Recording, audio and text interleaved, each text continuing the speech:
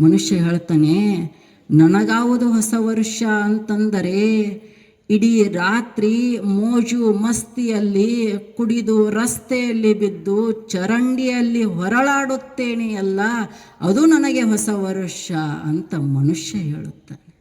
ಬಾಣಂ ನಾತ್ಮಾನಮವಸಾದಯೇತ್ ಆತ್ಮೈವ ಹ್ಯಾತ್ಮನೋ ಬಂಧು ಆತ್ಮೈವ ರಿಪುರಾತ್ಮನಃ. ಜಗದೋದ್ಧಾರಕ ಸದ್ಗುರು ಸಿದ್ಧಾರೂಢರನ್ನ ಎನ್ನ ಹೃದಯ ಮಂದಿರದಲ್ಲಿ ಧ್ಯಾನಿಸಿ, ಎನ್ನ ಗುರುದೇವ ಹಾಗೂ ಗುರು ಒಡೆಯರ ಪವಿತ್ರ ಪಾದಗಳಿಗೆ ನತಮಸ್ತಕನಾಗಿ, ಸಂಗೀತ ಬಳಗಕ್ಕೂ ತಮ್ಮೆಲ್ಲರಿಗೂ ಶರಣಾರ್ಥಿಗಳು. ಅಮ್ಮರು ಬಹಳ ಸುಂದರವಾಗಿ ಹಾಡುಗಳನ್ನು ಹಾಡಿದರು. ಅವರ ಹಾಡುಗಳನ್ನು ಕೇಳ್ತಿದ್ರೆ ಹಾಗೆ ಕೇಳಬೇಕು ಅಂತ ಅನ್ನಿಸ್ತಿತ್ತು, ಇನ್ನೊಂದಿಷ್ಟು ಹಾಡಬೇಕು ಅಂತ ಅನ್ನಿಸ್ತಿತ್ತು, ಇನ್ನೊಂದಿಷ್ಟು ಕೇಳಬೇಕು ಅಂತ ಅನ್ನಿಸ್ತಿತ್ತು. ಅಷ್ಟು ಸುಮಧುರವಾಗಿ, ಸರಿಯಾಗಿ, ವ್ಯತ್ಯಾಸವಾಗದಂತೆ, ವಚನಗಳಿಗೆ ಸ್ತುತಿ ಬಾರದಂತೆ ಅಷ್ಟು ಅಚ್ಚುಕಟ್ಟಾಗಿ ಹಾಡಿದರು ಅವರು. ನೋಡಿ, ನಮ್ಮ ಭಾರತೀಯ ಪರಂಪರೆ ಎಷ್ಟು ಶ್ರೇಷ್ಠವಾದದ್ದು. ಜಗತ್ತಿನಲ್ಲಿ ಭಾರತವನ್ನು ದೇವಭೂಮಿ ಅಂತ ಕರೀತಾರೆ. ಚೀನಾ ದೇಶದಲ್ಲಿ ಒಂದು ಬೌದ್ಧ ವಿಹಾರ ಇದೆ. ಆ ಬೌದ್ಧ ವಿಹಾರದ ಎದುರು ಒಂದು ಶಾಸನ ಫಲಕ ಇದೆ. ಯಾವಾಗ ನಿರ್ಮಾಣವಾಗಿದ್ದು? 7-8ನೇ ಶತಮಾನದಲ್ಲಿ ನಿರ್ಮಾಣವಾದ ಬೌದ್ಧ ವಿಹಾರ. ಆ ಬೌದ್ಧ ವಿಹಾರದ ಎದುರು ಒಂದು ಶಾಸನ ಫಲಕ ಇದೆ. ಆ ಶಾಸನ ಫಲಕದಲ್ಲಿ ಒಂದು ಮಾತು ಬರೆದು ಹಾಕಿದ್ದಾರೆ. ಏನು ಆ ಮಾತು? ಭಾರತದಲ್ಲಿ ಹುಟ್ಟಿದವರೆಲ್ಲ ಪುಣ್ಯವಂತರು ಅಂತ ಆ ಮಾತು ಬರೆದು ಹಾಕಿದ್ದಾರೆ. ಎಲ್ಲಿ? ಭಾರತದಲ್ಲ, ಚೀನಾ ದೇಶದಲ್ಲಿರುವ ಬೌದ್ಧ ವಿಹಾರದ ಎದುರು ಶಾಸನ ಫಲಕದಲ್ಲಿ ಈ ಮಾತು ಇದೆ. ನಮಗೆ ಈ ಮಾತು ಕೇಳಿದ ತಕ್ಷಣ ಅನಿಸುತ್ತೆ, ಯಾರೋ ಒಬ್ಬ ಭಾರತದ ರಾಜ ಆ ದೇಶದ ಮೇಲೆ ದಾಳಿ ಮಾಡಿರಬೇಕು. ದಾಳಿ ಮಾಡಿದ್ದರ ಪರಿಣಾಮವಾಗಿ ಭಾರತದ ಪ್ರೀತಿಯಿಂದ ಇದನ್ನು ಬರೆದು ಹಾಕಿರಬಹುದು ಅಂತ ಅನಿಸುತ್ತೆ. ಆದರೆ ಭಾರತದ ರಾಜ್ಯ ಬರೆದು ಹಾಕಿದ್ದಲ್ಲ, ಇದನ್ನು ಬದಲಿಗೆ ಚೀನಾ ದೇಶದ ರಾಜ್ಯನೇ ಬರೆದು ಹಾಕ್ತಾನೆ. ಆತ ಮುಂದೆ ಹೇಳ್ತಾನೆ, ಅದೇ ಶಾಸನ ಫಲಕದಲ್ಲಿ ಮುಂದೆ ಬರೀತಾನೆ, ಯಾಕೆ ಭಾರತದಲ್ಲಿ ಹುಟ್ಟಿದವರು ಪುಣ್ಯವಂತರು ಅಂತಂದರೆ, ಭಾರತದ ಪ್ರತಿ ಮಣ್ಣಿನ ಕಣಕಣವು ಯೋಗಿ ತಪಸ್ವಿಗಳ ಪಾದಸ್ಪರ್ಶದಿಂದ ಪಾವನಗೊಂಡಿದೆ. ಅಂಥ ಪಾವನದ ಮಣ್ಣಿನಲ್ಲಿ ಹುಟ್ಟಬೇಕಾದರೆ ಅವನು ಪುಣ್ಯವನ್ನೇ ಮಾಡಿರಬೇಕು. ಅದಕ್ಕಾಗಿ ಭಾರತದ ಮಣ್ಣು ಪುಣ್ಯವಂತರ ಪವಿತ್ರ ಭೂಮಿ ಅಂತ ಬರೀತಾನೆ.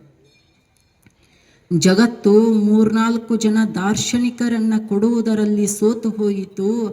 ಆದರೆ ಭಾರತ ಪ್ರತಿ ಹಳ್ಳಿಯಲ್ಲಿ 10 ಜನ ಸಾಧು ಸಂತರು, ಯೋಗಿಗಳು, ತಪಸ್ವಿಗಳು ನಡೆದಾಡಿದರು. ಆ ಮಣ್ಣನ್ನು ಪವಿತ್ರಗೊಳಿಸಿದರು.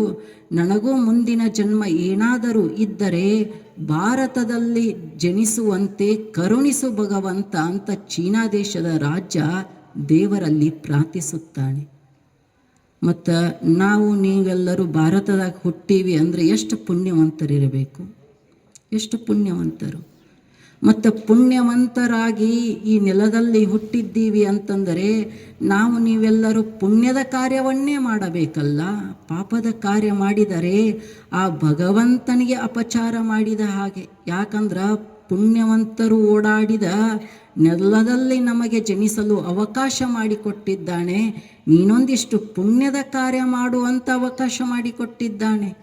ಮತ್ತು ನಾವು ಕೆಟ್ಟ ಕಾರ್ಯ ಮಾಡುತ್ತಾ ಹೋದರೆ ಆ ಭಗವಂತನಿಗೆ ಅನಿಸುತ್ತದೆ, ಇವನನ್ನು ಭಾರತದಲ್ಲಿ ಹುಟ್ಟಿಸಿದ್ದು ವ್ಯರ್ಥವಾಯಿತು ಅಂತ ಅನಿಸುತ್ತೆ. ಒಂದಿಷ್ಟು ಆಚಾರ ವಿಚಾರಗಳನ್ನು ತಿಳಿದು ನಡೆಯಬೇಕು. ಒಮ್ಮೆ ಒಬ್ಬ ಮನುಷ್ಯ ಒಂದು ನದಿಯ ಬಳಿಗೆ ಹೋದ. ನದಿಯ ಬಳಿಗೆ ಹೋಗಿ ನದಿಯನ್ನು ಕೇಳುತ್ತಾನೆ, ಏ ನದಿಯೇ, ನಿನಗೆ ಹೊಸ ವರುಷ ಅಂದರೆ ಯಾವುದು ಅಂತ ನದಿಯನ್ನು ಕೇಳುತ್ತಾನೆ ಮನುಷ್ಯ. ನದಿ ಹೇಳುತ್ತದೆ, ಮನುಷ್ಯನೇ, ನನಗೆ ಹೊಸ ವರುಷ ಅಂದರೆ ಆ ವರುಣ ದೇವ ಸುರಿಯುತ್ತಾನೆಯಲ್ಲವೇ, ಸುರಿದಾಗ ತುಂಬಿ ಹರಿಯುತ್ತೇನೆ, ನೂರಾರು ಪ್ರಾಣಿ ಪಕ್ಷಿಗಳ ದಾಹವನ್ನು ನೀಗಿಸುತ್ತಾ ಸಾಗುತ್ತೇನೆ, ರೈತರು ಬೆಳೆದ ಬೆಳೆಗೆ ನೀರನ್ನು ಉಣಬಡಿಸುತ್ತಾ ಸಾಗುತ್ತೇನೆ, ನನಗೆ ಅದು ಹೊಸ ವರುಷ ಮನುಷ್ಯನೇ ಅಂತ ನದಿ ಹೇಳುತ್ತದೆ. ಆವಾಗ ಮನುಷ್ಯ ಬಂದ, ಎಲ್ಲಿ? ಕೋಗಿಲೆಯ ಬಳಿಗೆ ಬಂದ. ಕೋಗಿಲೆಯನ್ನು ಕೇಳ್ತಾನೆ, ಏ ಕೋಗಿಲೆ, ನಿನಗಾವುದು ಹೊಸ ವರುಷ ಅಂತ. ಆ ಕೋಗಿಲೆ ಹೇಳುತ್ತದೆ, ಮನುಷ್ಯನೇ, ನನಗೆ ಹೊಸ ವರುಷ ಯಾವುದು ಅಂತಂದರೆ ಮಾಮರ ಚಿಗುರೊಡೆದು ನಿಲ್ಲುತ್ತದೆಯಲ್ಲ, ಆ ಚಿಗುರನ್ನು ಸವಿದು ಆನಂದವಾಗಿ ಹಾಡುತ್ತೇನೆಯಲ್ಲ, ಅದು ನನಗೆ ಹೊಸ ವರುಷ ಮನುಷ್ಯನೇ ಅಂತ ಕೋಗಿಲೆ ಹೇಳುತ್ತದೆ. ಮನುಷ್ಯ ಬರ್ತಾನೆ, ಎಲ್ಲಿ? ಗಿಡ ಮರಗಳ ಬಳಿಗೆ ಮನುಷ್ಯ ಬರ್ತಾನೆ. ಮನುಷ್ಯ ಬಂದು ಗಿಡ ಮರಗಳನ್ನು ಕೇಳುತ್ತಾನೆ, ಈ ಗಿಡ ಮರಗಳೇ, ನಿಮಗ್ಯಾವುದು ಹೊಸ ವರುಷ ಅಂತ. ಆಗ ಗಿಡ ಮರಗಳು ಹೇಳುತ್ತವೆ, ಮನುಷ್ಯನೇ, ಹಣ್ಣಾದ ಎಲೆಗಳನ್ನು ಉದುರಿಸಿ ಬರಡಾದ ನಮಗೆ ಆ ದೇವನ ಕೃಪೆಯಿಂದ ಮತ್ತೆ ಚಿಗುರುವ ಅವಕಾಶ ಬರುತ್ತದೆಯಲ್ಲ, ಮತ್ತೆ ಚಿಗುರಿ ಹಸಿರಾಗಿ ನಿಲ್ಲುವ ಆ ಸೌಭಾಗ್ಯ ಬರುತ್ತದೆಯಲ್ಲ, ಹೂಗಳನ್ನು ಬಿಟ್ಟು ಪಕ್ವವಾದ ಹಣ್ಣುಗಳಿಂದ ತುಂಬಿ ನಿಲ್ಲುವ ಗಳಿಗೆ ಬರುತ್ತದೆಯಲ್ಲ, ಆ ಕ್ಷಣವೇ ನಮಗೆ ಹೊಸ ವರುಷ ಮನುಷ್ಯನೇ ಅಂತ ಗಿಡ ಮರಗಳು ಹೇಳುತ್ತವೆ. ಆಗ ಆ ಕೋಗಿಲೆ, ನದಿ, ಗಿಡ ಮರಗಳು ಮನುಷ್ಯನನ್ನು ಕೇಳುತ್ತವೆ, ಮನುಷ್ಯ, ನಮ್ಮನ್ನು ಕೇಳಿದಿ ನೀನು, ಹೊಸ ವರುಷ ಯಾವುದು ನಿಮಗೆ ಅಂತ ಕೇಳಿದಿ, ಮತ್ತು ನಿನಗ್ಯಾವುದು ಹೊಸ ವರುಷ ಅಂತ ಆ ಕೋಗಿಲೆ, ಗಿಡ ಮರಗಳು, ನದಿಗಳು ಕೇಳುತ್ತವೆ ಮನುಷ್ಯನನ್ನು.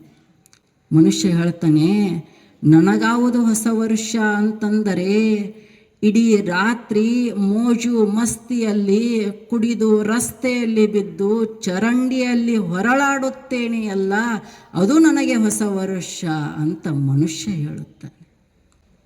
ನೋಡಿ ಎಲ್ಲಿ ಹೋಗಿದೆ ಪರಂಪರೆ. ಆಗ ಆ ಕೋಗಿಲೆ, ಗಿಡ ಮರಗಳು, ನದಿಗಳು ಹೇಳುತ್ತವೆ, ಮನುಷ್ಯನೇ, ಭಗವಂತ ನಿನ್ನ ಒಬ್ಬನನ್ನ ಭೂಮಿಯ ಮೇಲೆ ಹುಟ್ಟಿಸದೇ ಹೋಗಿದ್ದರೆ ಇನ್ನೂ ಭೂಮಿ ಸ್ವರ್ಗವಾಗಿರುತ್ತಿತ್ತು, ನೀನು ಬಂದು ಎಲ್ಲ ಹಾಳು ಮಾಡಿಬಿಟ್ಟೆ ಮನುಷ್ಯನೇ. ನಿನಗೆ ನಿಜವಾದ ಆಚರಣೆ ಯಾವುದು ಅನ್ನೋದೇ ತಿಳಿಯದು ಮನುಷ್ಯನೇ. ಹೇಗೆ ಹೊಸ ವರುಷವನ್ನು ಆಚರಿಸಬೇಕೆನ್ನುವ ಅರಿವು ನಿನಗಿಲ್ಲವಲ್ಲ. ಒಂದಿಷ್ಟು ಕಲಿ ಮನುಷ್ಯನೇ. ಹೊಸ ವರುಷ ಅಂತಂದರೆ ಬದುಕನ್ನು ಮುನ್ನಡೆಸುವಗಳಿಗೆ ಆಗಬೇಕು ಮನುಷ್ಯನೇ. ಅದು ಬದುಕಿಗೆ ಹರುಷ ತರಬೇಕು. ಒಂದಿಷ್ಟು ಹೋಗು, ದೇವಸ್ಥಾನಗಳಿಗೆ ಹೋಗು, ಮಠ ಮಂದಿರಗಳಿಗೆ ಹೋಗು, ಗುರುಗಳ ದರ್ಶನವನ್ನು ಮಾಡು, ಹಿರಿಯರ ಮಾತುಗಳನ್ನು ಒಂದಿಷ್ಟು ಕೇಳು, ಹಾಗೆ ಹೊಸ ವರ್ಷವನ್ನು ಆಚರಿಸು ಮನುಷ್ಯನೇ, ಬದುಕು ಸಾರ್ಥಕವಾಗುತ್ತದೆ ಅಂತ ನದಿ, ಪ್ರಾಣಿ, ಪಕ್ಷಿಗಳು ಮನುಷ್ಯನಿಗೆ ಹೇಳುತ್ತವೆ. ಒಂದಿಷ್ಟು ಮನುಷ್ಯನಿಗೆ ಸಂಸ್ಕಾರ ಬೇಕಲ್ಲ.